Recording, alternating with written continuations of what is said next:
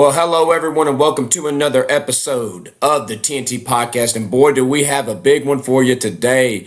As always, I'm your host Tyler Layfield, joined by my co-host and now member of the UFC, Torrez. Finney, how's it going, man? What's up, Tyler? Man, happy to be back on here, man. Look, definitely we missed the last 2 weeks, obviously, but yeah, we're definitely going out there to handle some business, and boy, did we. For good reason. Definitely for good reason. We missed the last 2 weeks, man. I was so pumped, man.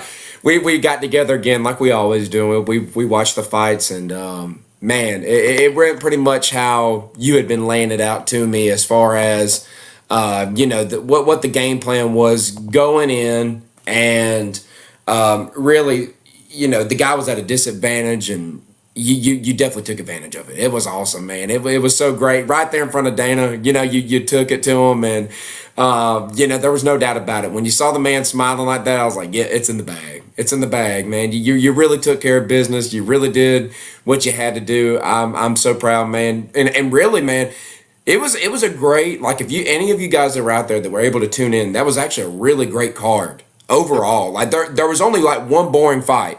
There was really only one boring one. The rest of them were hot. Like, first one, the dude was real good. You came in, boom, went crazy. And then that third fight, bro, that third fight was fireworks. That thing, dude, the kicks from homeboy, whoo, golly. It was a good card overall, man. Tell me a little bit about your experience with it. Obviously a lot of emotions, a lot of positive emotions, but take us through it, man.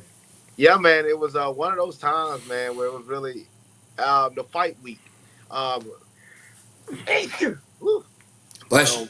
when you're switching over all these weathers back and forth, flying everywhere, it makes you get like that. But Yeah. the fight week, man, the fight week was really phenomenal. I mean, starting off from the fact that getting there early, doing my whole thing, and the UFC crew treated me like as if I already was in the UFC.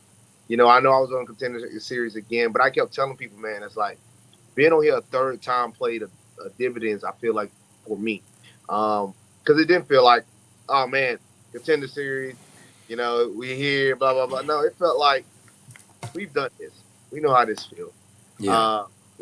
I've done this twice. So I know how this feels. The only thing I don't want to know how it feels is losing on that other end. So I know how it feels to win and not get it. I just want to see how it feels to win and get it.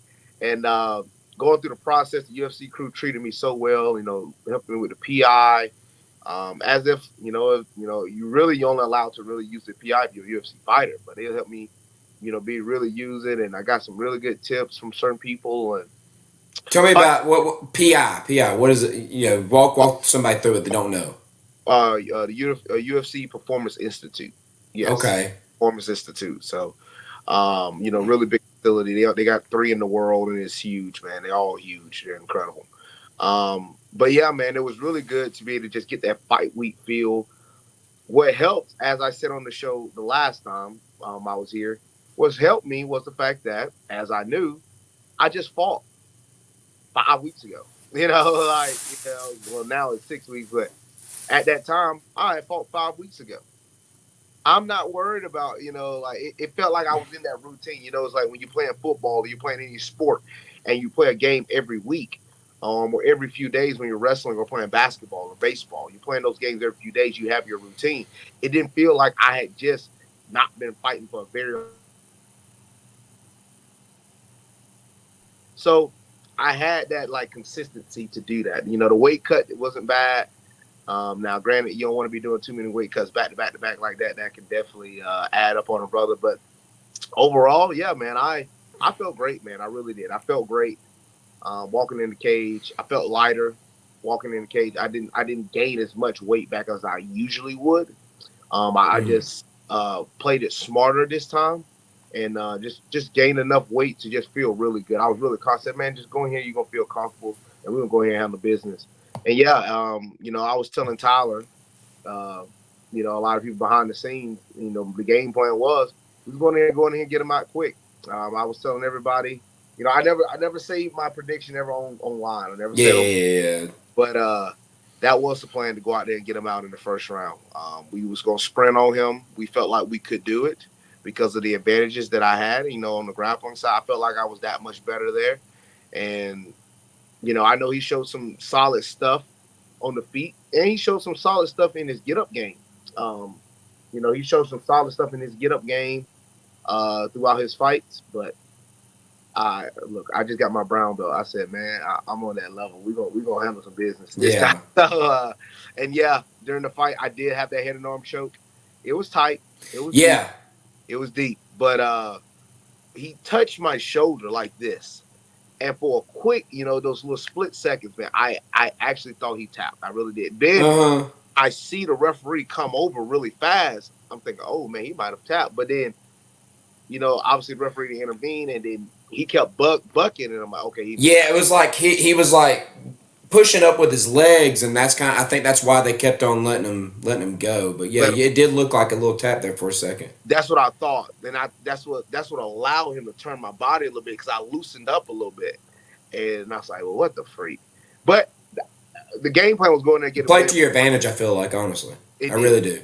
It did. It was the goal was get a win by ground and pound anyway. So because if I say like the fireworks, like as far as showing Dana what he wants to see. Not to say that he doesn't like submissions, but I feel like the fact that you were able to get it by doing the sexy thing, which is getting the punches, going crazy on them.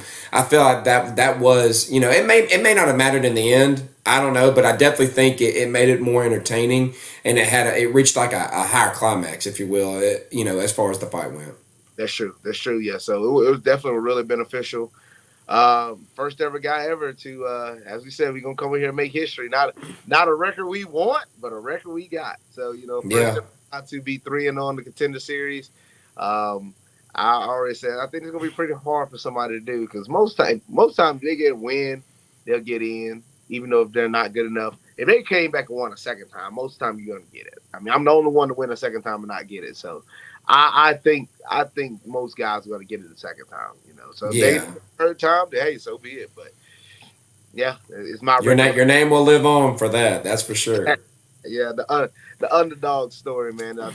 It's funny to see that, but I already knew where I belong, and I knew how good I was, and like I told people, I wasn't just saying that just to say it. I know that confidently. So we're in the UFC, and now it was time to get going.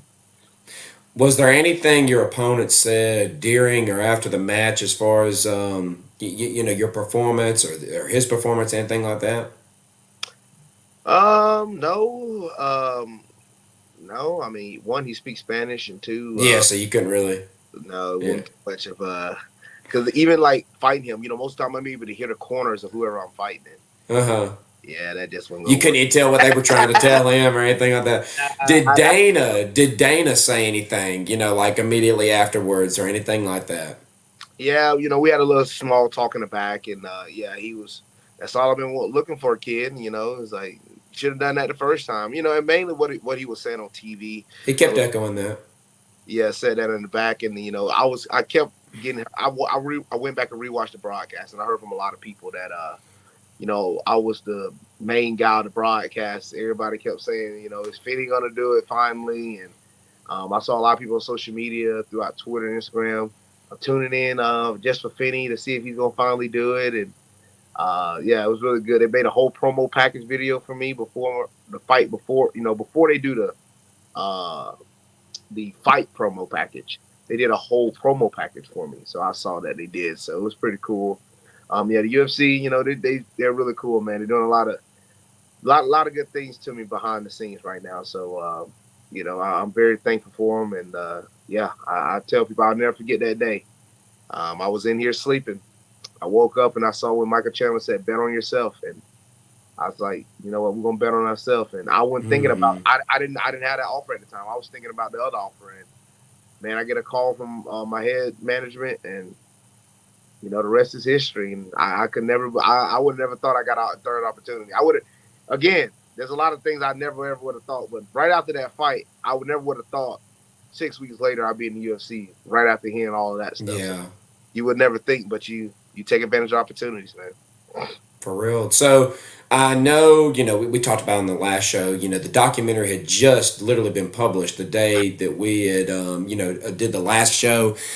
Was there any follow up with that for this trip? Like, did anybody go along with you for that one to maybe get a part two of that? Yes, we have a documentary that is on the way. Should be coming out soon. Yes, sir. We do. All right, well that'll be nice. That should be really good, man. Yeah, we definitely getting some stuff, and yeah, and I also want to say thank you to all the people from throughout Macon, Jones County. That UFC crew got sent with me to home and got an opportunity to film my life, at home, where I grew up, things of that nature. So it was really cool to have them come out and them interview certain people and talk to certain people. So they're doing a documentary called UFC Next Level. They do that on certain fighters. They only pick 3 throughout the season to do it with, and ironically enough, they picked me every single time. I just never got a contract, so they picked me. And they just said for sure. They said the story's too good not to get you again. So um, yeah, it was really good to have them come out to Macon and do the whole ordeal. And yeah, man, it should be a really good little documentary. It'll be on ESPN. It's going to be after whenever I make my pro debut. But yeah, it'll be on ESPN Okay. this year. So Cool. Well, that'll be nice. Yeah, that was gonna be the next thing I was gonna ask. Was like, when can we, see that? But yeah, I was able to make it out to the meet and greet. I was able to come out and see you there for at least a little bit. By the time I got there, I felt like it had kind of filtered out. How was that event like to at least to start off? I know y'all. So you probably introduced. They probably did a whole introduction thing, I would assume. And then what'd y'all do from there? yeah, man, it was really cool because we go in the back. This is a little bit before I have to do my press conference. Me and some of my family's in the back, management team and coaches, and UFC Next Level. They come. They say, hey, they was already filming me because they film you before the fight and after the fight. They filming everything. They're filming everything. So they were like, hey, Finney, we're about to set up flights for our camera guys to fly to Macon or fly to Chattanooga. And I was like, well, we're not gonna have really much stuff planned for Chattanooga right now. I said, it just got done. They said, oh, we can come to Macon. And I was like, I don't know what we could possibly get planned in that time span. And my Uncle Snoop said, don't worry about it. I'm going to handle it. And boy, did he, he did a whole introduction thing and had my mom come over there and speak. He had a lot of city officials there at the Macon, at the Harriet Tubman Museum that came out. So it went really good in that aspect. And yeah, man, it was really good to see, a lot of support and meet a lot of the people. And, Yeah. it was just really cool. It was really cool to see that. Yeah, I know. I myself, when we were going through to get shirts autographed and everything, as you can see here, there was 2 guys ahead of me. They were just Mercer students that are UFC fans, and they were just like, "Yeah, we heard he was going to be here. We're going to come." So I can only imagine how many people you were able to kind of touch base on that you really hadn't even met before. So that's awesome. So yeah, man. So contract is good to go. You got your what, a 4-fight contract? Is that, yeah? That's what it is. Okay, and then. What's next, man? That's what everybody's waiting on. What's next? Right now, what's next is a little vacation time and some rest. But but yes, I know everybody's looking forward to when I'm going to make that official UFC debut. And yeah, it will definitely be sometime next year. Like I said, I've had 3 fights this year. Heck, I would have had more technically if I didn't go through the Ultimate Fighter stuff. But Yeah. yeah, man, 3 fights in the span of 5 months. That's pushing it. So. Uh, Mm-hmm. I'm definitely just gonna take some time off right now. But we still training, still gonna be grinding, still get my reps and technique stuff in to be better. But around early next year, that should be around the time I get put to that debut, and we'll be ready. We'll be ready. That's awesome. That's awesome, man. Well, any last things you want to touch up on here as far as this topic? No, man, like I said, I thank everybody for the support and everybody that tuned in. Awesome, man. All right, well, I'm going to let you take over here. I'm going to let you take over. I was able to see some of, some highlights from this, but UFC 307, man. I know you tuned in because you always do. So take us through this card, this fight, these series of fights, and kind of let us know what you noticed, some things that kind of caught your eye in this card. Well, I'm gonna tell you this. I do like Kayla Harrison. She's one of my favorite women's fighters.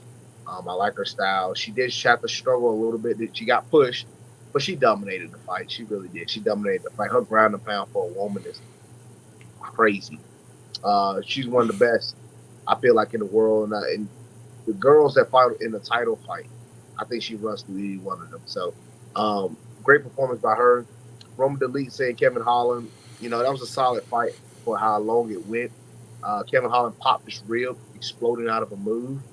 Roman Delete won, obviously because Kevin can continue, but I've trained with Roman Delete, so it's really cool to see him get that victory and see how that now I'm watching guys that I could potentially face one day. So Yeah. It's interesting to see certain guys that I've trained with, see how they do, see the movements and things of that nature. So it was cool to see a guy that I've trained with.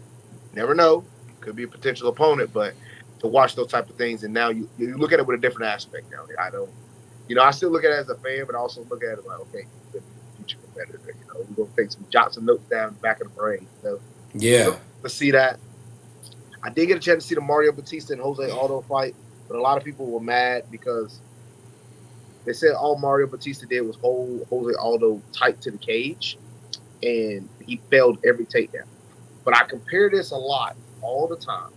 And they said Mario Batista won by split decision, but I compare this all the time to if you throw 2 punches and you land, you throw 2 punches to my face, you hit me.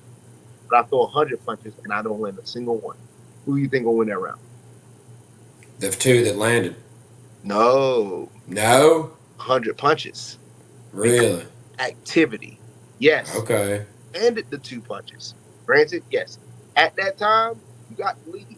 Over the course of 5 minutes, if you ain't thrown nothing else but those 2 punches, even though you landed, and I throw 100 and I'm missing every single one, my activity is going to outweigh That's crazy. whatever damage that you do. And that's just the rules. And That's I agree. wow. I agree. That's why you hear people like it's called ring generalship.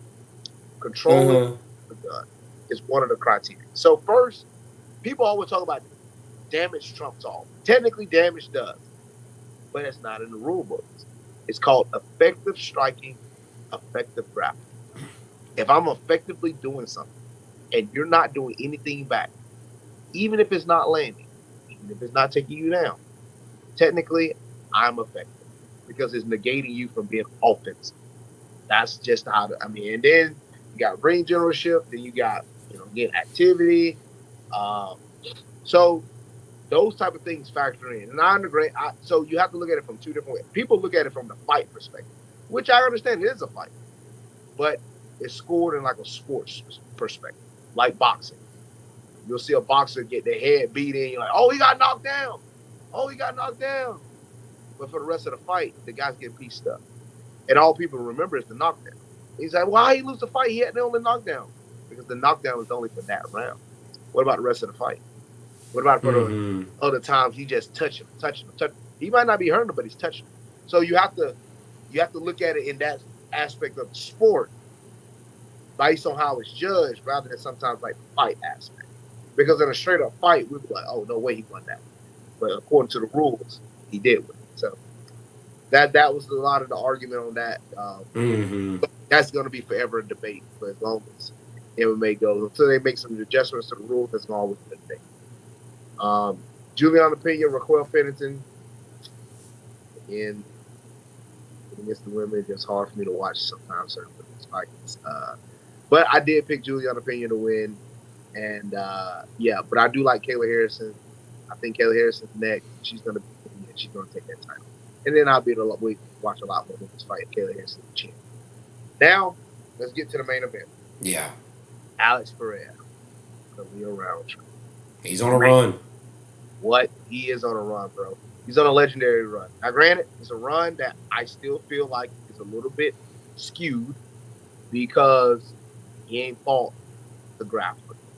And that is people are started trying to put him in the GOAT conversation. And look, I'm not against it. I'm not against you trying to put him in the GOAT conversation.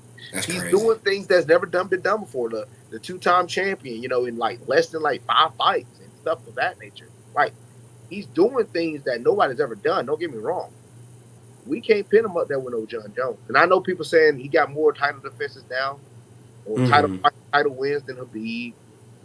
Yeah, but Khabib fought all types of fighters. He is getting selective fighters for his style. Like, Roundtree is ranked number 8 in the world. How did you skip the other 7? Oh, because the other 7 has some sort of grappling. Yes, this one appeals to the eye. Roundtree being a striker, it does appeal to the eye. And the way Roundtree performed, yeah, he performed that he wanted to go for the title. I've seen guys lower rank go and grab the title off the higher rank guys. I've seen it happen before. But it does give you the feel that this was more of a matchup made thing. He deserves it. And Khalil, he's good. I mean, he fought hard, but he got roughed up. Ass, man. Woo, because they're probably in Utah. And he was throwing a lot of power shots early, which they were landing. And he's the first ever person to drop Alex Pereira at light heavyweight. So they were landing. But when that later round hit, Lord have mercy, that brother Torrez started to get hot. And his combinations, man, his head movement, wow, that's powerful. So congrats to the champ, man. Hey, you can make a case he could be, in line for being amongst the greatest ever. I'm not going to have him there yet for me, but and he's definitely not the pound for pound number one right now. It's still to me Islam Makhachev or John Jones. It's between those two, obviously. Yeah. But after that, you got Ilya Taporia, that October card on the October 26th. That's going to be epic. So you're going to have some things, but right now, there's some growth that need to be done. Yeah, I've been seeing. I saw the clip where he was like rating the fighters, and he was like, giving some. I can't remember what he gave John Jones. Was it 7? Yeah, something 9. Like that. He gave him a 9. He gave Roundtree a decent ranking. It was like 7 or 8, and then he gave some people like 6s and crap like that. So that was crazy. Now I saw something he was putting voodoo on people or something like that. Is what they're saying. They're all sorts of crazy stuff coming out about him. Yeah, they're just saying that like he has evil spirits amongst him. People just coming up with stuff because they can't beat him. But it is weird that all these sounds like some WWE type stuff. That's funny, golly. But yeah, I've seen all that. So he's definitely making his rounds on the social medias, man. He definitely is. So, anything else here before we move on to the football recap? No, man, no more fighting. Let's get to it, baby. Yeah, because this is a huge, as you can see, all caps, huge football recap. Because we got to recap the last 2 weekends, and boy, oh boy, was there a lot of activity in these 2 weeks. And I think we just need to go ahead, Torrez. Let's get the Band-Aid and let's just rip it off. Let's just rip it off, man, because everybody's been waiting on it. Everybody's probably been thinking, I wonder when they're going to, they probably didn't do the show last week because they didn't want to talk about it, all this kind of stuff. So here you go. And yes, I feel a little bit better now, especially after what happened this weekend. But man, we got to discuss it. Georgia going against Alabama at Tuscaloosa. As you recall, you had quite a bit of optimism and I had quite a bit of pessimism.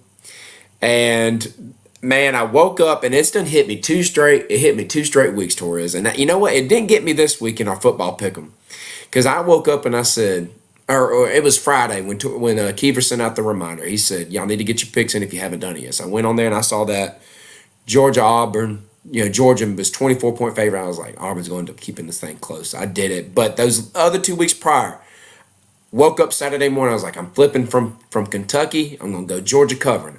I'm flipping from Alabama. You know what? Torrez is right. Torrez, he's giving me some optimism. And College Game Day, they all picked Bama. So you know what? I'm going to switch it. I'm going to put it to Georgia covering it somehow. God almighty, boy, did we come out. And it's what every coach wants to see from their team early on in a game. You want to see them come out hot.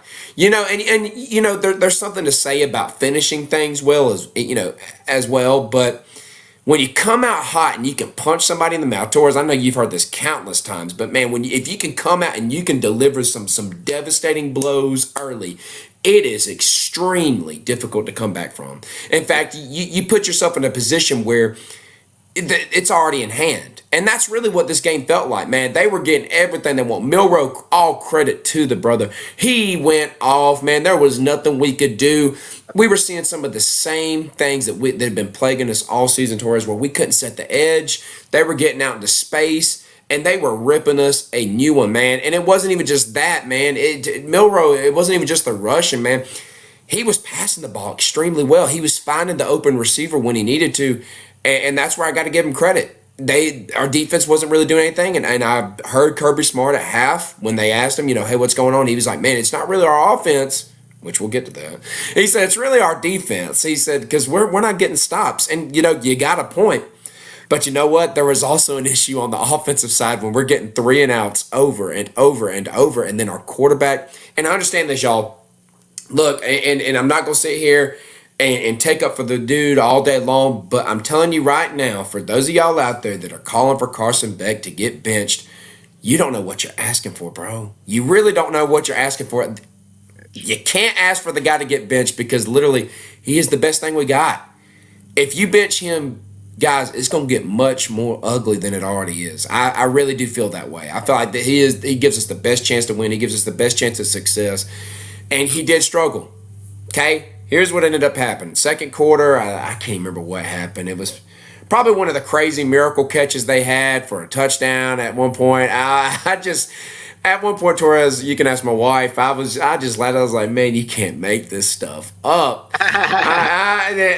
Me and you texted. I had to go leave the house for a minute, come back. By the time I came back, they had scored a touchdown. So I was like, maybe I should just leave for good. Maybe I should just leave. So they were down. What do you think it was at half? What was it? It was 28-7, 37? 7. What was it you said? I'm sorry.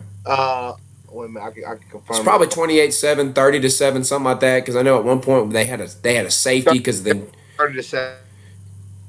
It was something like that. They had the safety, and then they were up big. Well, George, and what was going through my mind, man, we're not coming back from this. This it was giving me shades of Auburn years ago when Fromm was still there. We went to Auburn 42-7 is what it was, I believe, or 42-14, something like that. And Gus Malzahn famously said, we whooped the dog crap out of them. And that just pissed me off. And we ended up getting the revenge later on in the SEC Championship, if you remember. And that was awesome.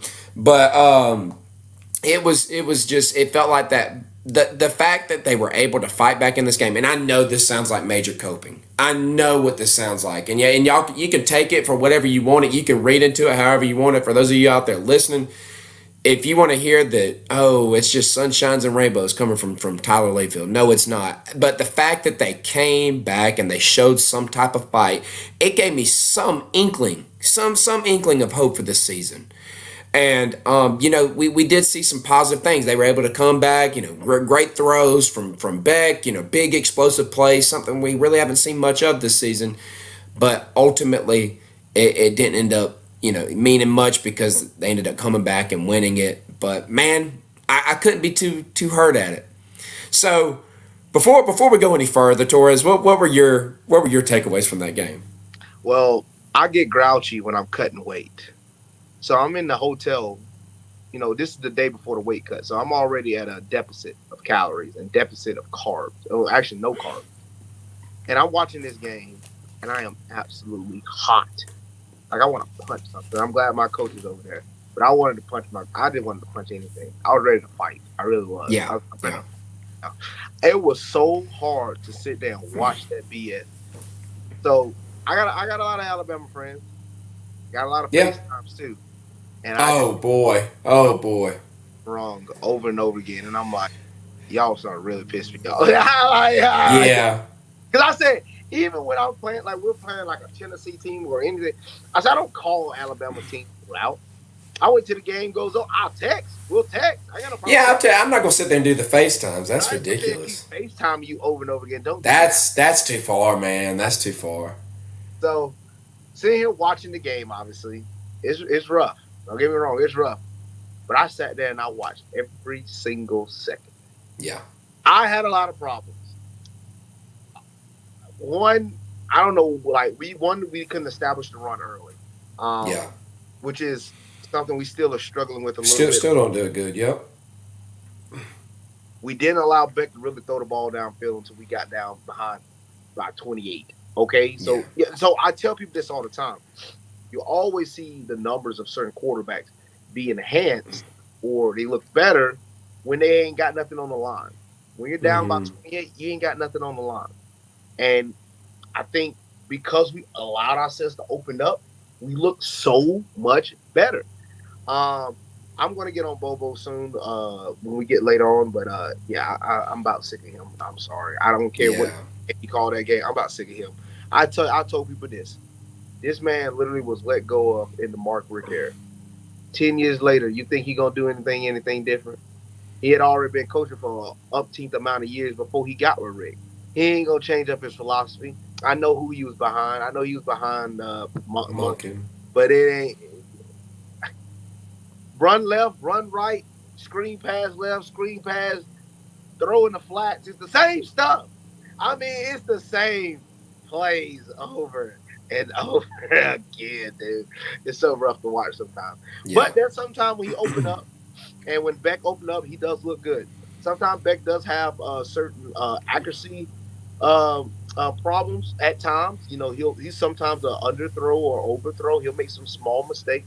Mm-hmm. But when Beck's on, he's on, man. I still think Yeah. Beck's a really good quarterback. I know a lot of people we've had some success over the years, so people jump on the wagon. Well, Beck need to be doing like this. Well, let's be honest, not like Stinson was throwing Yeah. the prettiest of dimes himself. So let's just be honest. This has been one of our better overall, like straight up QBs when we're talking about being able to throw the football. He's good at what he's doing.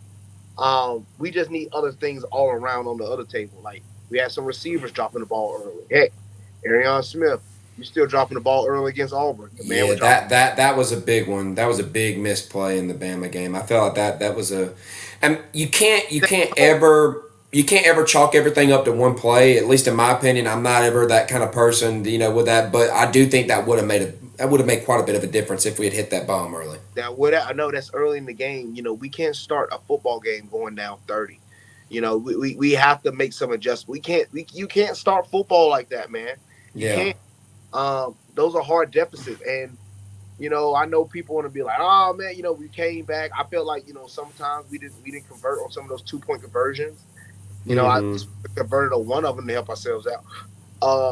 I know the defense gave up the touchdown at the end, but you got to give credit to the defense to at least getting those stops and those crucial points to allow us to come back. Mm-hmm. And then, look, man, our defense probably was tight, bro. Bro, come on, man. Like that was a long but like rough, brutal, exciting, emotional type game.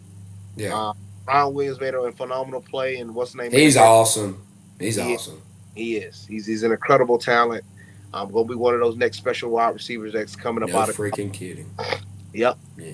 Yeah. And Georgia just I didn't like the final drive. I don't know why we're trying to force the ball to the end zone when we had 2 times out and we had a lot of time left. I didn't understand that. I felt like Mm-hmm. we could have went towards the middle of the field, chunk some more yards to make scoring easier, but it looked like we wanted it all in one play. I didn't like that play call. I did not like that Yeah.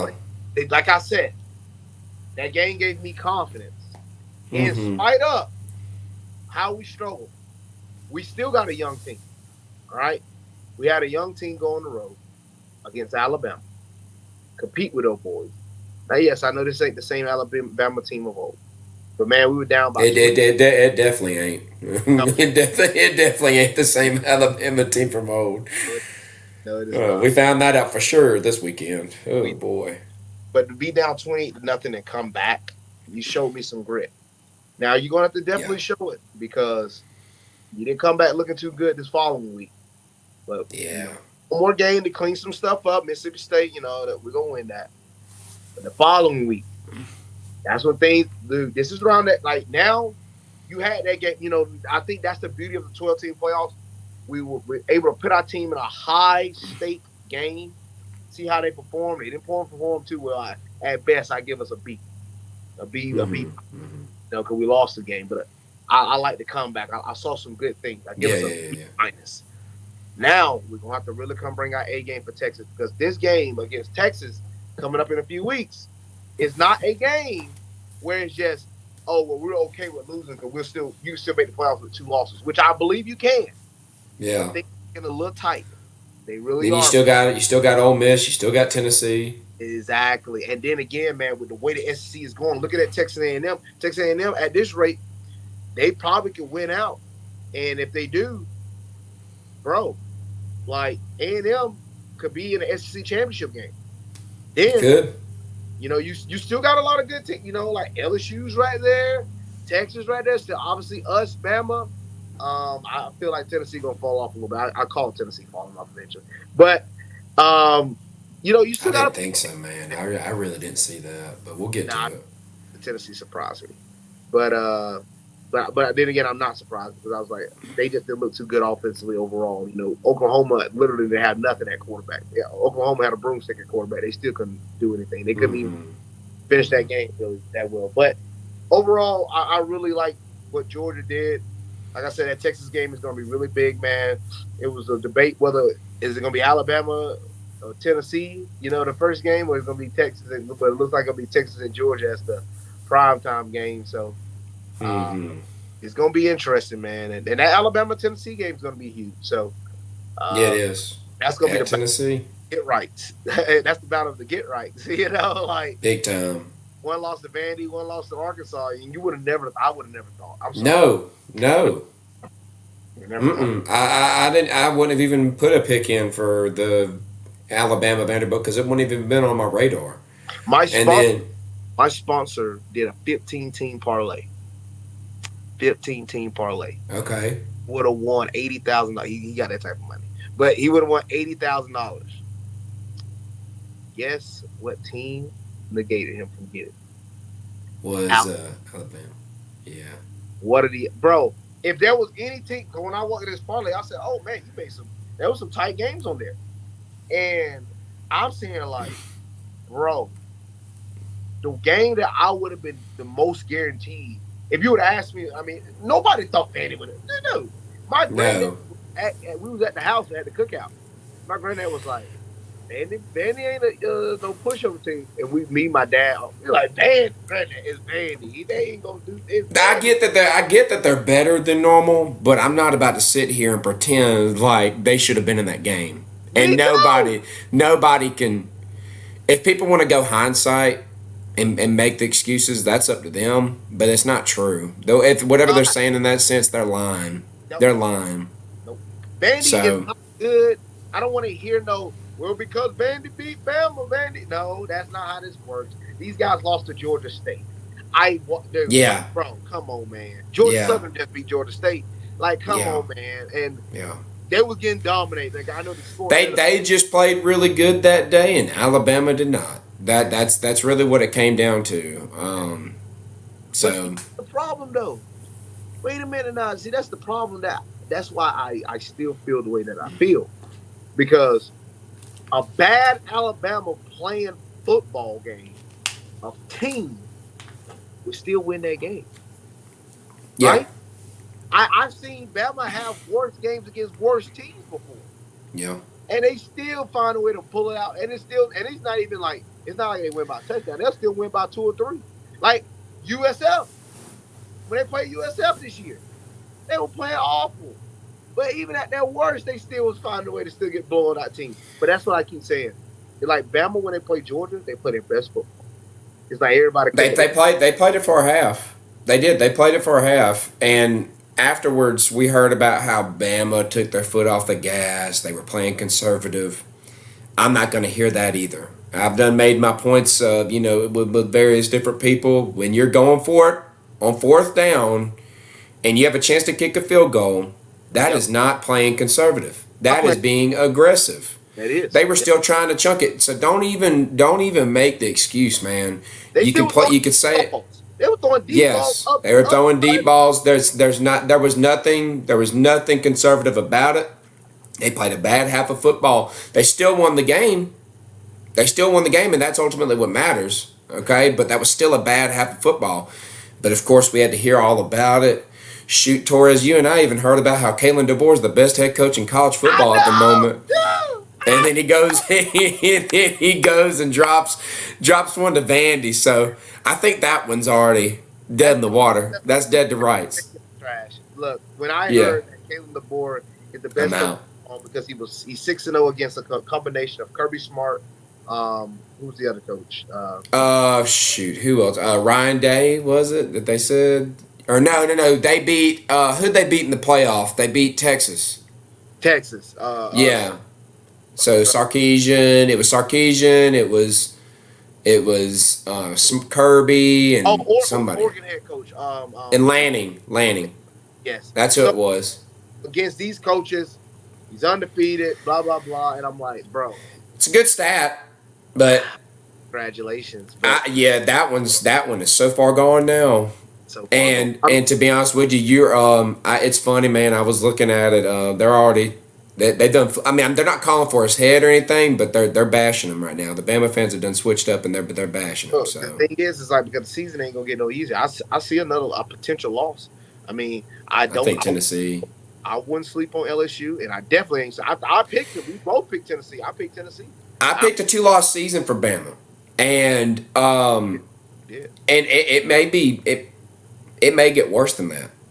It really may. There's potential there because I mean, where is the Iron Bowl being played? Is that You're right. Because like that's see, and what I would tell Alabama fans that they're not looking that great. because it sounds like road games might be an issue for this team. That's really what I'm kind of seeing. Now it's going to be in Tuscaloosa. They still got to play. They got to play Oklahoma at Oklahoma. They got to play LSU at LSU, and they got to play Tennessee at Tennessee. That's 3 tough ones. Yeah, that is. And I You know, Beamer's going to be trying this week. We'll get to that one, but you know, Beamer's going to be trying hard this week. yeah, he And is. Missouri. So it's tough. It's tough. They definitely don't have no cakewalk. So Everything but Mercer. You know, so they got Mercer.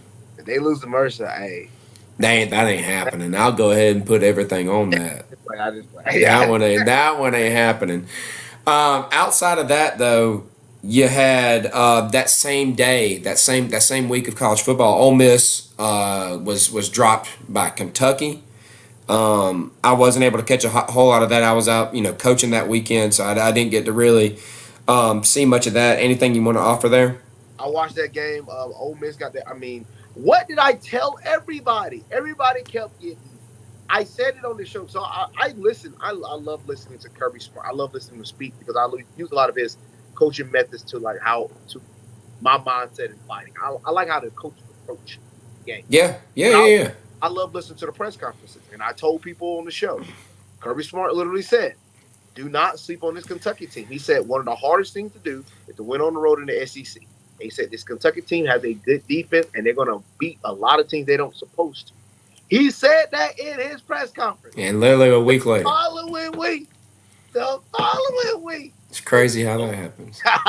So, like, that's what I'm telling people. Like, And that's no small feat. Ole Miss, we all know it. Lane Kiffin, Jackson Dart. You were literally on the show. You were talking about how Prize Picks, Jackson Dart has been your go-to guy. He's been covering it all year. We know Ole Miss's offense. We know Lane Kiffin's going to get that offense right. For them to do what they did, that's no small feat. You stop that offense that high power to 17 points in a college game.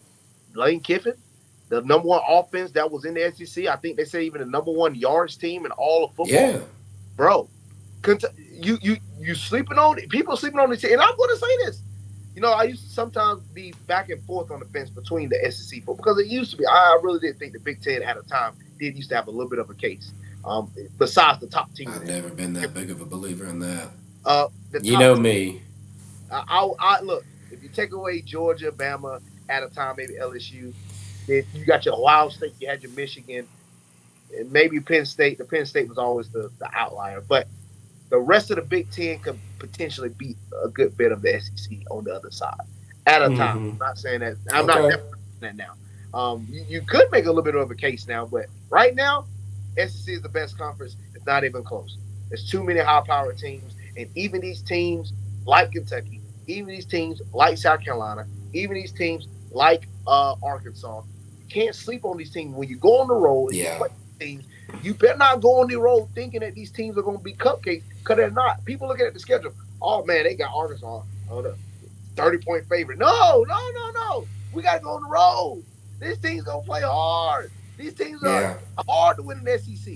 A lot of parity this year. A lot of parity, man. A lot of parity. It really is. That's a good thing. It's a good thing for the sport. There's not as many just gimmies anymore. I mean, it's the nature of the beast now.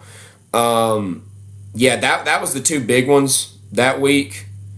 We can move on to this week though, real quick, if you want to. Oh yeah, but what I was gonna say, one more thing to that Ole Miss thing. It's one thing to hold Georgia, the Bobo led offense, to what? How many did Georgia score against Kentucky? Was it 13, 15? 13 points. It's another thing to hold Lane Kiffin and the Ole Miss offense to 17. That's ridiculous, man. That's crazy. That's crazy. We only scored 4 less than them. And God knows we got problems offensively. But yeah, so we move on to this week. Go ahead. We've already kind of talked a good bit about Bama Vanderbilt. I mean, it's just a hot topic right now. That's the biggest deal. That was crazy. I was at a wedding during that time, so I was tuning in as much as I could. I watched as much Georgia Auburn as I could on my phone. Got down to 5%, so I was having to kind of manage every now and then. I was like, oh God, I need to see what's happening in this Bama game. But the only last thing I'll add, man, this would not have happened under Saban. It would not have. I don't care what you say, what anybody wants to say. You can try to frame Vanderbilt as a juggernaut. You can try to say they're better than they always are, which is true. This is better. This is a better Vanderbilt team. But what is that saying, guys? Vanderbilt is normally a 2-win team, every year. Of course, this is a better team. They have never stood a chance against Alabama. Let alone beat them. The year they was undefeated, when the guy at the end of the game was like, "Yeah, gonna come to my house. We're gonna show you some SEC football." Blah blah. They got beat 59-0 that following week. Yeah. In Vandy, and that was one of their Vandy teams. That was like James Franklin. Was that during the time he was still there? They were 4-0. Crazy. Bama was going to Vandy and said, "Oh, Vandy might got a chance." I remember when people actually giving Vandy a potential chance. That's the only time I ever remember. Like, they even put Vandy in a potential primetime slot. It was like, okay, this is gonna be interesting. Bama versus Vandy. It was at the 3:30 slot on CBS. I was like, "Oh, here we go." Yeah. Oh, okay. Here we. Oh no, this is getting bad. Yeah. Nothing. That was one of their best chances. I felt like, why is this game even? Like, that's the reason why they put this game on SC Network. Not saying nobody watched SC Network, but SC Network family like. But yeah, this game wasn't even on it wasn't even nationally televised as far. Yeah, so. That tells you quite a bit, man. Nobody believed in it. Nobody believed in it at all. I watched a good bit of the game. Vandy took chances, man. They that pick 6 early on set the tone. The first drive of the game went down the field and went down straight at their throat. When I saw how they were running the ball on them, I said, "Oh man!" The quarterback run. It was like I do like that quarterback. I ain't gonna lie, I do like that quarterback. Not bad, bro. He's not the best thrower overall, but man, he's really good. He's tough. His play action passing, like he can put the ball on the money. He almost overthrew that receiver on that 4th down for the touchdown. But gosh, the guy made an incredible play and caught it. Yeah. They had some balls in that game. I think that's the way you should coach when you in that. If I'm a Vandy, if I'm a Kentucky, if I'm an Arkansas, and I'm playing these top ranked teams that come into my stadium, yeah, I'm gonna drop my nuts a little bit. Yeah, we're gonna go on 4th down more often than we actually would. Yeah, me too. You're gonna have to. You have to. If you want a chance in this game, you gotta be aggressive. And Vandy was hitting on all cylinders when they were chances that Bama just couldn't stop the bleeding. Yeah. Couldn't stop the bleeding. What was it? That happened, and we would never. We can look at this overall as a season. How many great quarters of football have we actually seen Alabama play? Like, if you really sit here and look at it, majority of that USF game was not great. It was not. A whole half against Georgia was not great. Yep. A whole game against Vanderbilt was not great. Nope. We might have to start having some honest conversations. And this really might not be as pretty of a season. You may have called it right, man. I can't remember. How many losses did you give them in our preseason preview? I gave them 2. I gave them Georgia, and I gave them Tennessee. No. Well, I gave them 2, but I said a potential 3. I gave them Georgia, Tennessee, and LSU. I did Tennessee, LSU. That's what I did. But I can still see the LSU and Tennessee one still being very much doable. People, and what pisses me off is, like, yes, I know we lost Alabama. I'm not saying anything. I know we lost. Own it. We just got to own it. We own it. But when I would make the statement that Alabama does not look that great this year, I would always get, well, oh, wait a minute now, we beat Georgia, well, this and that. And I'm like, yes, I understand. And I said, yeah, we didn't look that great until the second half, but I watched that USF game. I watched a little bit of that Wisconsin game. I was not overly impressed when I said that Georgia could definitely beat this team. Now, yes, I knew Georgia had some flaws, but I believe when Kirby said this Kentucky game is going to really be hard for his team. I believed it. As we saw, it was. Now, just because he says that doesn't mean we have to perform that way. We still didn't look good. I'm not saying that. But what I am going to say is this Bama team is not no juggernaut. This neither are we right now. I agree. But I can see the flaws in No, we got to keep it both ways. We are not a great team right now. And I'm not going around saying that Georgia's the best team in the country right now. Like I personally say, It'd be a lie. It would be a lie. Texas is the best team in the country to me. I don't care what nobody say. I think they are. I think they're the best team. They should be the title favorites right now. Do I think we have a shot at beating Texas? We do. I think we do. If I had to make a decision to pick right now, am I picking Georgia? I'm picking Texas. After watching the last two games, I can't pick Georgia, man. I'm sorry. Yeah. But not saying we don't have a chance. Just saying the usual juggernauts of the SEC football, Georgia and Alabama, is not the same. And if I can see it as a Georgia fan for my team, I'm sure Alabama can see it for their team. But sometimes they got these blinders on and think, they do, yeah. We're perfect. We're good. We got the best head. Yeah, they said they're gonna be fine, so we're gonna find out. We're gonna screw around and find out. That's what it sounds like. So I just the other last thing, and then I'll move on. Did you see Malachi Moore's antics during the game? Did I sent it in the group chat? Did you see that? I did see it. He got back from some Bama players, former Bama players on Twitter. Man, they did not like that.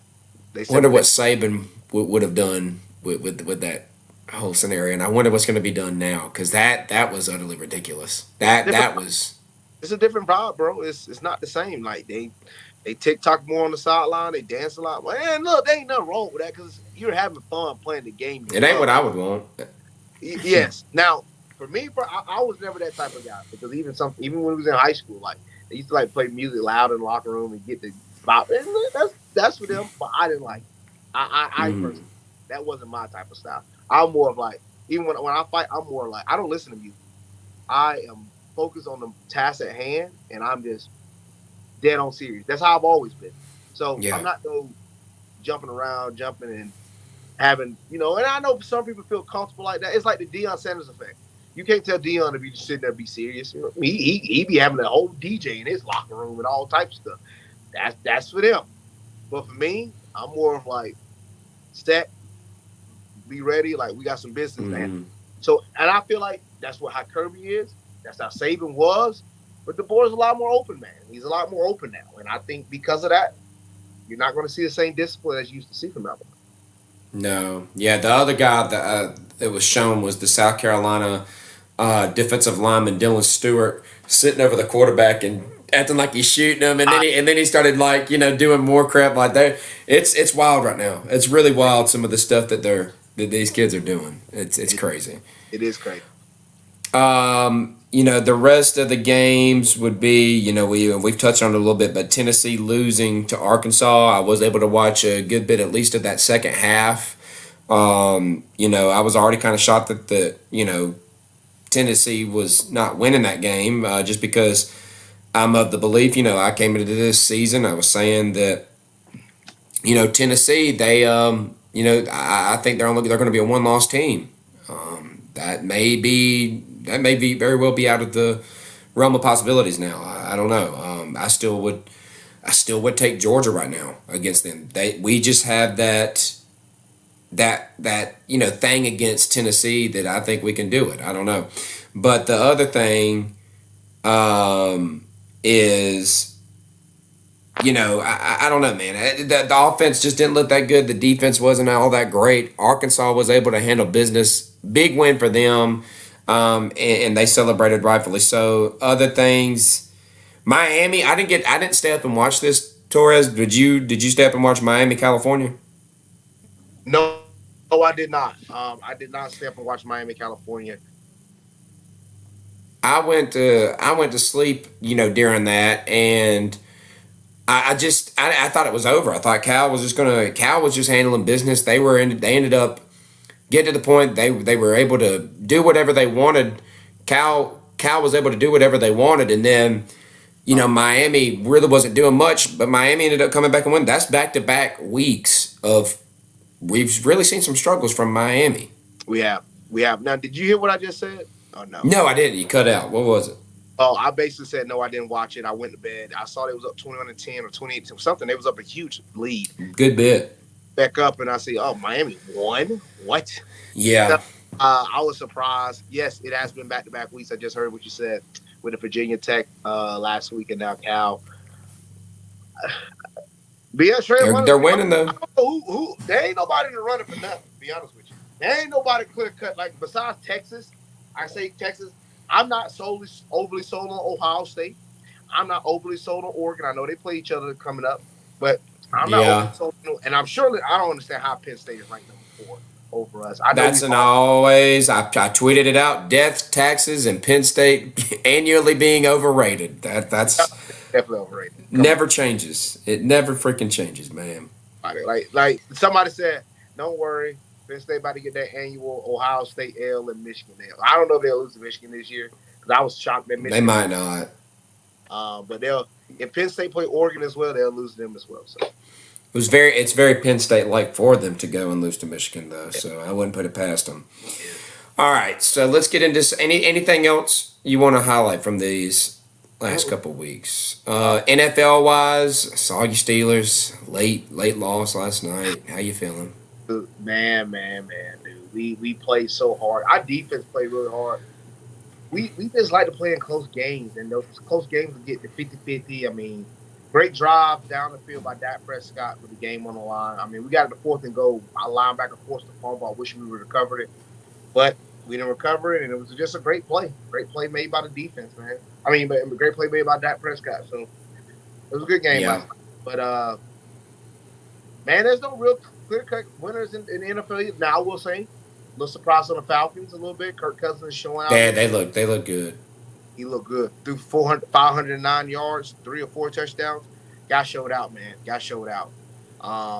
Tonight, we got the Chiefs and the Saints. Saints, yeah. You see the Bills falling off a little bit. They lost. Yeah. The Jets are not where I thought they would be. And the Commanders are a big surprise. James Daniels is awesome. Bro, I told people he would be the best quarterback coming out the draft, and everybody kept saying no because I still have a little argument with a few Falcon fans that feel like Michael Penix is going to be, and I'm like, man, I don't see. I like Michael Penix. He's good, but he's not going to be better than Jay Daniels. I'm sorry, I have to see more from him. Could be. We'll find out. Time will tell on that one. So let's get into our Week 7 picks, and we're going to kick things off with our first game here. Number 16, Utah, going against unranked Arizona State. Both teams are 4-1 on the season, and this line has actually changed since I have updated this. I guess I'll go ahead and update this real quick. It has now went from Utah favored by 4 to Utah favored by 5.5. So both of them 4-1. Utah's been winning some close games. Arizona State. So this one is going to be at Arizona State. Utah's been a weird one to cover because they have been a team that you don't know who's going to be playing for them week to week. You got Cam Rising that's been in and out, and I don't. That's been a whole weird ordeal. I don't understand all the ins and outs of that. Isaac Wilson's been starting for them. Actually, Cam Rising hasn't been in and out. I don't know where I got that at, so no, never mind. But Utah, known for their defense, going against Arizona State, they can put up some points. With that line change, I'm going to go Arizona State with the 5.5. That's what I'm going to go with. Wow.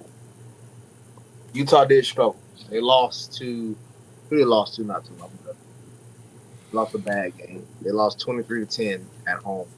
And I do think Utah did have a week off. So with that week off, it definitely can allow them to get back into the groove of things. I mean, the Big 12 is still up for grabs themselves. Yeah, they lost to Arizona. Yeah, it was Um, Arizona. I think they have a comeback. They can't lose to both Arizona teams, right?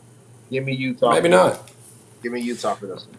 All right, Utah to cover the 5.5. All right.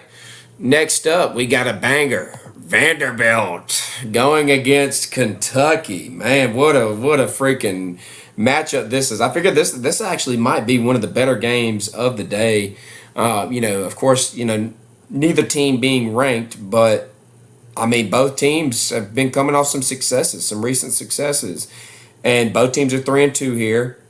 Obviously, Vanderbilt coming off the huge win against Bama, and Kentucky a couple weeks ago beating Ole Miss. Both teams are riding some momentum.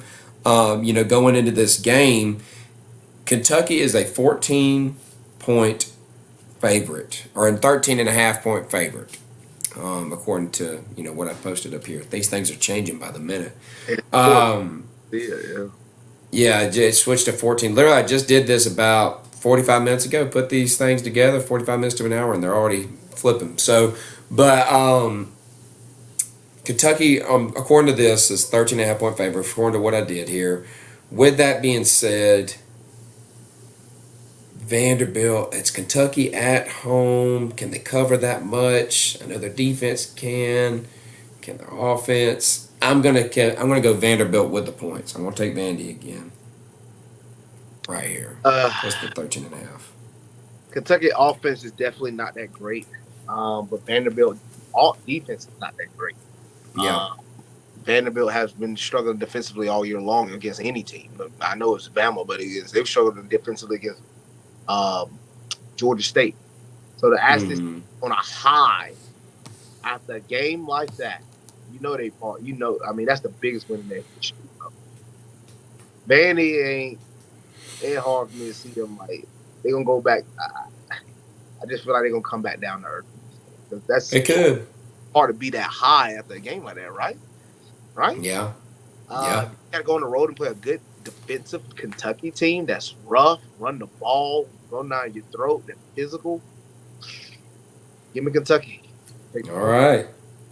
So far we're going opposite directions. Okay. All right. So let's do South Carolina. Unranked South Carolina going against number 7 Alabama. Alabama favored by 21.5 here. It is in Tuscaloosa. Torres, who you got here? Rebound game. Now, South Carolina is no slouch. Don't get me wrong. South Carolina is no slouch. I expect South Carolina to put up some points on Alabama because Alabama defense is one of their weak points. Their DBs, that secondary, they can get thrown on by a lot of people. That's why I wish we would have done better early in the game against that. But they can get thrown on. South Carolina has the weapons to do that. Alabama wins this game, and I think they rebound definitely with the home crowd advantage and everything. So I'm going to take Alabama. 21.5 is pushing it. I feel like I can see this team winning right at like 17 or 20, right at 20 or something like that. But I'm just going to take the full chance. So give me Alabama. Yeah, I'm going to go the same way. I think that we see a big bounce back from Alabama here, and I think they cover that point spread. I think a big win is coming. I think they step up. They got to do a wake-up call after this last week. That was just strange. All right, next up we got unranked California. There are 3-2 going into Pittsburgh. Pittsburgh is number 22, and they are ranked 22, and they are favored by 3.5 points here. Who you got? Oh, man. So California and freaking Pittsburgh. Pittsburgh undefeated right now. Pittsburgh's on the run, man. Cal gave a lot of efforts, but dude, when you give a lot of efforts like that and come up short, that definitely affects your mental and your psyche. Give me Pittsburgh. I'm taking the points. Yeah, I'm going to do the same thing there. I think Pittsburgh playing at home, especially, I think it definitely helps out. So give me them. All right, unranked Florida traveling to number 8 Tennessee. Okay, Tennessee is 15.5-point favorite. You already know where I'm leaning.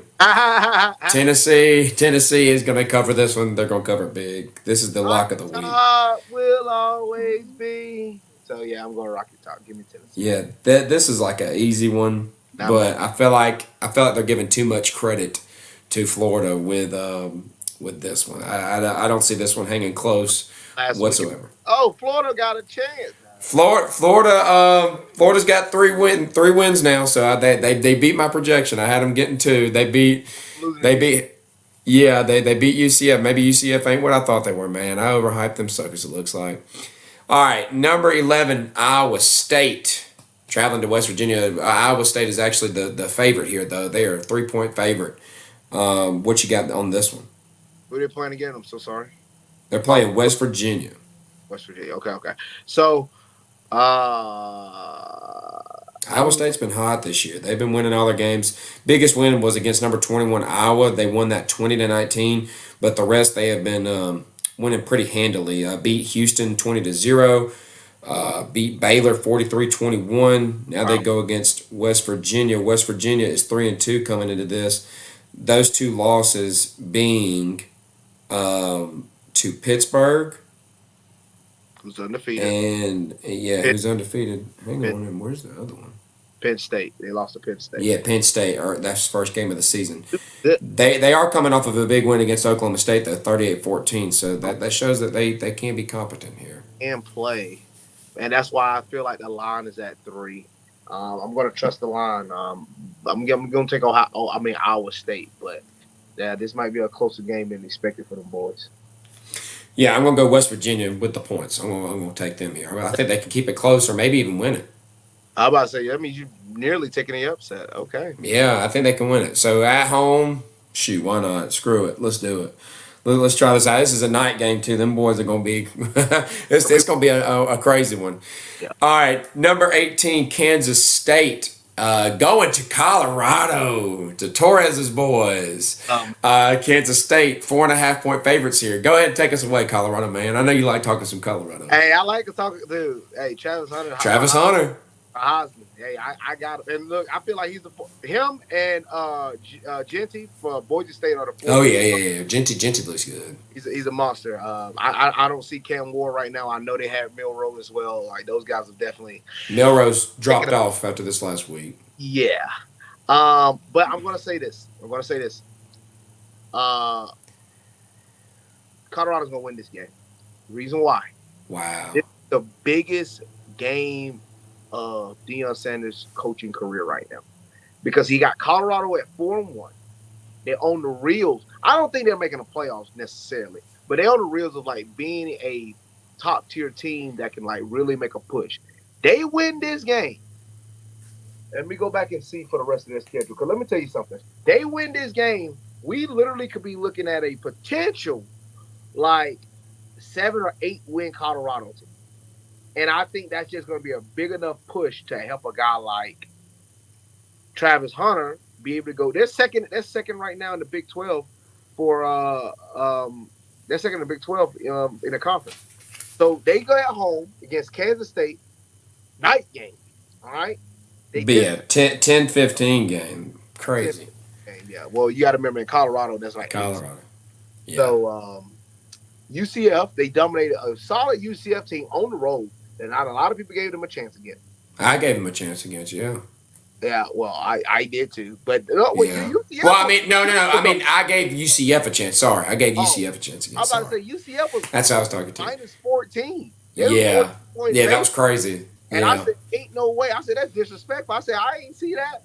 But yeah, Kansas State, they beat these boys at home. Their next few games is Arizona on the road. That'll be a little toughie. Cincinnati at home, they'll beat that. Texas Tech on the road, that's up in the air. Utah comes to them at Kansas, Oklahoma State. These are very much winnable. They're winnable if they can get past this Kansas State team. Like having Utah come to them, like I said, going on the road to Arizona the following week, that's going to be a little tough. I think they can do it though.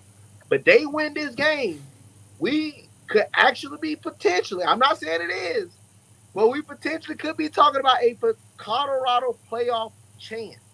Could be. This game sets the tone for this. They understand how big this game is. Not saying the next few are give me, but the next few are much more winnable, and I can see them being a favorite in the next few if they can beat this Kansas State team. Give me Colorado. All right. The game is too big. Give me Kansas State. Give me Kansas State to cover the 4.5 points. Call me a hater. Call me what you want. I just think Kansas State is a legit team. They got hey, a little bit of revenge here, right? Isn't one of their running backs from Colorado? I'm pretty sure he is. Yeah, Uh, that's it's that one. He's pretty good. Dylan. I think it's Dylan Edwards or something like that. I'm trying to hang on. I got to look here because they got two good running backs, man, and I think that's one reason why they're going to end up winning this game. I think they're going to be able to control the line of scrimmage, and they're going to push them back and get yards on the ground. I think they can really, once they get up, they can slow this game down if they wanted to. They got DJ Giddens, who's coming off of a 15 carry game for 187 yards and a touchdown.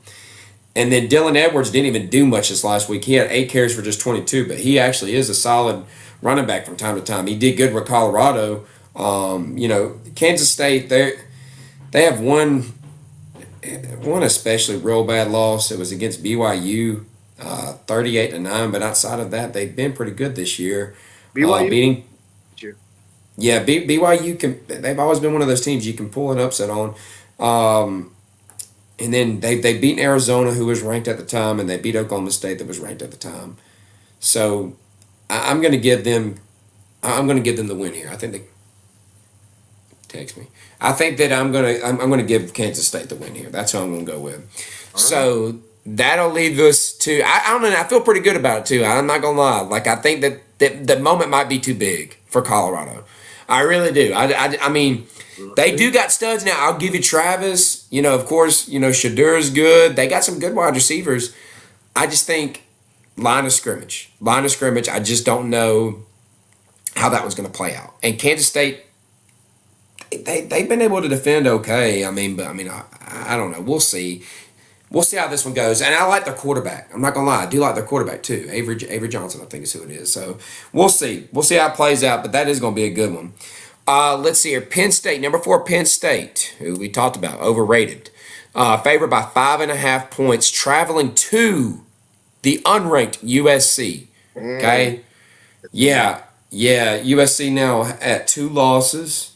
Coming off a bad one against Minnesota. That was. And I can only imagine how bad that game might could have went if it was during the actual winter. When Minnesota is like snowing. Like I don't know, man. And USC has its own little set of problems. I don't know if you've seen, but Bear Alexander, former UGA defensive lineman that transferred there, he has decided to redshirt, and he's going to be transferring after this season, like a lot of these players are doing. It seems like. Yeah. So USC lost to Michigan, and they lost to Minnesota. It seems like they have problems with teams that can run the ball and play defense. That's what I'm reading into here. Now, let's look at Penn State this year. Have they been able to run the ball? Let's see if that's a thing, because I'm pretty sure it has been. They do have 2 good running backs that I'm aware of. That's Katron Allen, and normally they got Nick Singleton, but I don't see him. I think he was injured their last game against UCLA. Let's see if he played against Illinois. Shows you how much I pay attention to these guys if I'm sitting here. Yeah, Nicholas Singleton, not the famous Jones County Nick Singleton. It's the another one, the other Nick Singleton. He played against Illinois, so we'll see if he's back for that. Needless to say, though, Penn State is only favored by 5.5 here. I do realize that's on the road, and I'll root against Penn State any chance I get because I cannot stand Penn State. My wife likes to say why. I was like, man, they're just always overrated. It's like Notre Dame. Even though there has been a soft spot with me with Marcus Freeman, I don't know why. I've got a little soft spot for the guy. I kind of root for his successes, but I do root for Notre Dame a little bit myself right now. Yeah. Like I don't know why I found myself doing that, but Penn State's always been in that boat. They're always overrated. I'm gonna still go with it here. USC's on the ropes, man. They really are. They're reeling right now. Penn State, you got the recipe for success here. Play some good defense, which you are always capable of doing. They've always been capable of some pretty good defense. And run the ball, which I know that you can do that as well. You got the pedigree. You got the people. Run the ball. 5.5 points. You can win this game. I got them. Penn State with the 5.5. I'm taking Penn State as well. They always say if you're going on the road, one of the biggest things you can take on the road with you is being able to play defense and run the ball. That's what Penn State does really well. I don't see them really losing this one. Now, granted, this is their first home game since the first game of the season when they played West Virginia. So it's going to be a new territory for some of their guys, but for a good bit of the season. But Mm-hmm. I see Penn State handling business. Yeah. All right. Number 1, Texas. Number 1 and undefeated Texas Longhorns going against number 18 Oklahoma. At Oklahoma, right? Ain't that this one? This one, did they the Red River rivalry? Do they have a neutral site or do they play these? Neutral site. What's the names at Jerry's World? That's right. There you go. So that's where it's going to be. Oklahoma 4-1 here. Texas is a 2-touchdown favorite here, man. And Texas should have lost last year when they played them boys. Yeah, they should have. This is one of those weird games. Like the weird things happen. Everything tells you that Texas should dominate here. Texas has the offense to do it. That they're not as good defensively as they have been in the past, but Oklahoma is down to its second quarterback. They have no semblance of an offense just about. They don't. But something's telling me that Oklahoma's going to keep this one close and possibly even win this game. I'm going to go Oklahoma with the 14 points. Oh my gosh. Yep. Yep. I'm doing it, man. I just this one's always weird, and that's where I'm looking at. This isn't Michigan. I still think that Oklahoma, as bad as it is offensively, it's not as bad as Michigan. That's what I think. And Texas, it isn't like their defense is unstoppable. If you could catch a couple breaks, man. If you can catch a couple breaks defensively, which Brent Venables, he could put a defense out there. Okay? Yeah, defense wasn't the issue. Defense wasn't the issue against Tennessee. That was the only thing keeping them in that game. And they had a chance in that game as well. It's just they got absolutely no help from the quarterback. They can keep this within 2 touchdowns. I at least believe that. And I think there's a small chance they can pull this thing out. I really do. I don't know, man. If yours come back, I don't see it. Yours, I think he's potentially going to play in this game. Shoot, if Arch, I don't even think it matters, man. Arch is good too. Arch is not to the level of yours. They've already said when he comes back, yours definitely like Arch is. There's been talks. There's been talks that the locker room doesn't really care for yours, and that he might stay and transfer next year. I've been seeing some rumors about that. Yours is the better quarterback right now. That would be foolish. I'm be honest with you. You're throwing away your championship chances if you do that. But Arches look good. I watched the game. Arches look good. Arches look solid. He's made some mistakes, but he's young. That's what I'm saying. He's young. He's good, but he's young. He is not better than yours right now. You think that? We shall see, my man. We shall see. Better than yours right now. Right now. Yeah. No, I can't say that. I can't say that. But I do think it's closer than what people think. I really do. It's close, but it's about head and shoulders. I give you that. It's head and shoulders. It's close, but it's head and shoulders. Okay. All right. Well, who you got in this one then? I'm taking Texas. If I'll take, I know this is a little bit up in the air, but I'm gonna take Texas. Regardless. Texas to go to the 14. The asterisk. Yours plays, they do win by 2. If Arch don't cover. All right then. All right, so that's going to lead us to number 9. This one looked pretty good too, man. Number 9, Ole Miss, traveling to Death Valley as a 2.5-point road favorite against LSU. Number 13, LSU. Oh my God. I'm just I don't know, man. Ole Miss, we talked about it. They struggled against Kentucky. That was a really good defense. They played away. That's just tough. That's tough sledding. It is what it is. LSU, though. LSU, and then what time is this game? That makes a difference to me as well. It's the prime time. Woo! I don't know, man. Today is the day for Tyler Layfield to pick a bunch of underdogs. I'll tell you that much. And I'm taking LSU here with the 2.5 points. I really am. Wow. And it shows, hey, I'm not afraid to risk it. You can look at my picks, the history of my picks. Whenever Kiefer posts that thing up weekly, it ain't great. It ain't pretty. But I've got to call my shots here and there. And I can see LSU winning this one, man. This is another strange one. And things, all signs are leading to Kiffin getting out of Ole Miss and maybe going to Florida after this season. I don't know, man. Um, this one's gonna be strange. That environment's something else. When that band gets going, when Colin Baton Rouge gets going, when them fans get going, it's late at night. Crazy things happen, and LSU, from all the stuff that we said before the season, from everything we said about what we heard, I know Kobe was big on it. Who are they gonna have run the ball? Who are they gonna have run the ball? Who are they gonna have run the ball? I think they found him. Yeah. And I really like that running back they got, man. What's his name? I'm looking at it now. Let's see. His name, Caden Durham. He's coming off of 7 carries for 128 yards and a touchdown against, of course, it's just South Alabama. But still, he shows that he's good. They still got Kyron Lacey. He's been good. They still got some good guys, man. And I really think LSU's going to be able to keep this close. Ole Miss, it's hard for me to trust you after that, man. And this one, it feels like Brian Kelly. This is one of those games that you need to pull out. It's at home. You need to pull this one out if you want to keep playoff chances alive. Give them to me. Give me LSU. Yeah, you got to pull this one out because I know you got to go on the road the following week, but the next 2 weeks you got on the road to Arkansas, on the road to A&M, and then you got a bye before Bama.